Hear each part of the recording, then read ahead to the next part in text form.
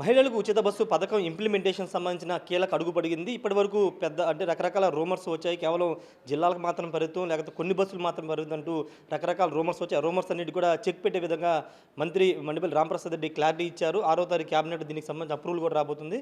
మంత్రి ఉన్నారు మాట్లాడదాం. సార్, ఇంతకుముందు చెప్పినట్టే చాలా రూమర్స్ ఇక్కడి నుంచి అక్కడి వరకు వీళ్ళకి మాత్రమే రకరకాల ప్రచారం జరిగింది. రాష్ట్ర వ్యాప్తంగా అందరూ తిరిగి వచ్చారు, మీకు క్లారిటీ ఇచ్చారు. ఏంటి సార్ విధి విధానం ఎలా ఉండబోతున్నాయి? ముఖ్యంగా ఇంకా ఫ్రీ బస్ ట్రావెల్ అనేది లాంఛనమే అండి. గౌరవ ముఖ్యమంత్రి చంద్రబాబు నాయుడు గారు ముందే చెప్పినట్టు ఆగస్టు 15వ తారీఖున రాష్ట్రంలో ఉన్న మహిళామూర్తులందరికీ అలాగే ట్రాన్స్జెండర్స్కు ఈ సౌకర్యం కల్పిస్తున్నాం. దీనిలో కూడా రాష్ట్రంలో ఎక్కడైనా కూడా ఫ్రీ సర్వీస్ అందిస్తున్నాం. రెండవది 100 బస్సుల్లో ఎక్కువ సెగ్మెంట్ ఉన్న అంటే 74% సెగ్మెంట్స్ ఏవైతే బస్సులు ఉన్నాయో Palle Velugu, ultra Palle Velugu, express, metro express ఈ బస్సుల్లో కూడా ఈ సౌకర్యాన్ని కల్పించే సిటీ ఆర్డినరీ ఈ సర్వీసును ఈ బస్సుల్లో కూడా ఇచ్చేదానికి ప్రభుత్వం లాంఛనంగా నిర్ణయం తీసుకుంది.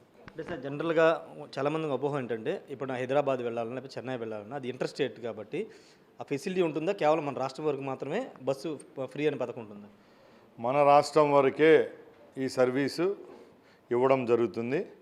పొరుగు రాష్ట్రాలు తెలంగాణ ఏ విధంగా వాళ్ళ రాష్ట్ర బోర్డర్ల వరకే ఇస్తున్నారో మనం కూడా మన రాష్ట్రం వరకే ఇస్తున్నాం.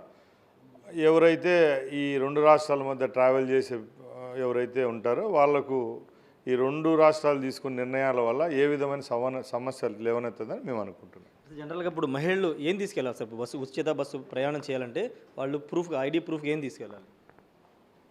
ముఖ్యంగా చాలామందికి మన రాష్ట్రంలో కానీ భారతదేశంలో కానీ అథెంటికేషన్ అంటే ఆధార్ కార్డు అంటాము.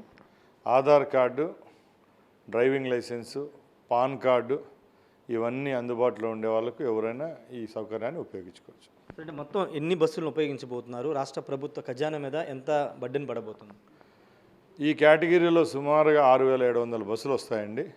అంటే సుమారు ఉండే బస్సుల్లో 75% బస్సులు ఈ కేటగిరీకి కోవ కిందకి వస్తాయి. అలాగే ఇంకోటి ఏది అడిగారు అంటే ఎన్ని కోట్లు రాష్ట్ర వార్షిక ముఖ్యంగా ఎప్పుడు దీన్ని బర్డన్ అనుకోము కానీ రాష్ట్ర ప్రజలకు మేము ఇస్తున్న కానుక మహిళలందరికీ సుమారుగా 1950 కోట్లు వార్షికంగా ఈ యొక్క స్కీమ్ ఖర్చు అవుతుంది.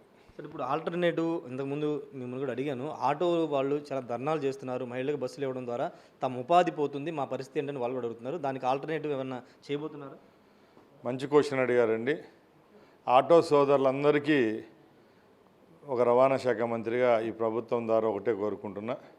గౌరవ ముఖ్యమంత్రి గారు ఒకటే చెప్పారు, ఈ ఉచిత ప్రయాణం వల్ల ఏ రంగం అయితే కుదేలు పడుతుందో కొంచెం దెబ్బతింటుందో దానిలో ఆటో రంగం ఒకటి ముఖ్యంగా ఉండేది. కాబట్టి వాళ్ళకు కూడా వచ్చే 1-1.5 నెలలోనే మంచి స్కీమ్ తీసుకొని వచ్చి వాళ్ళకు కూడా ఏ విధమైన నష్టం కలగకుండా చర్యలు అయితే తీసుకుంటారు. ఆక్యుపెన్సీ 60% మహిళకే ఉంటుందని చెప్తున్నారు. మరి మిగతా వాళ్ళు ప్రయాణించాలంటే వాళ్ళ పరిస్థితి, వాళ్ళకి ఆల్టర్నేటివ్ ఏర్పాట్లు ఏమైనా చేయబోతున్నారు? బస్సుల సంఖ్య పెంచడం ఎలాంటివి చేయబోతున్నారు?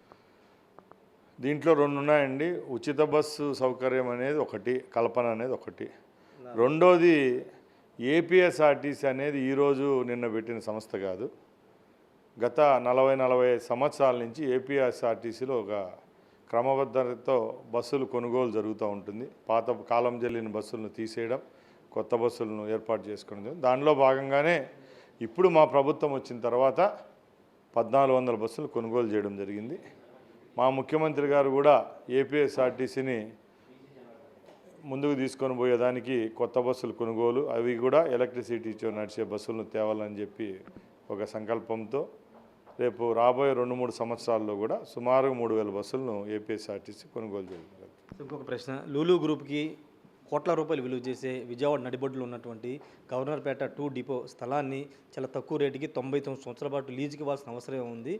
విజయవాడ చుట్టుపక్కల చాలా ప్రభుత్వ స్థలాలు ఉన్నప్పుడు అక్కడే మాత్రం ఎందుకు పెడుతున్నారు అనేది ప్రజా సంఘాలు, వామపక్ష పార్టీలు, లెఫ్ట్ అన్నీ కూడా డిమాండ్ చేస్తున్నారు. రెండోది ఆర్టీసీ కార్మికులు కూడా ఈ నిర్ణయాన్ని వ్యతిరేకిస్తున్నారు. ఏం చేయబోతున్నారు?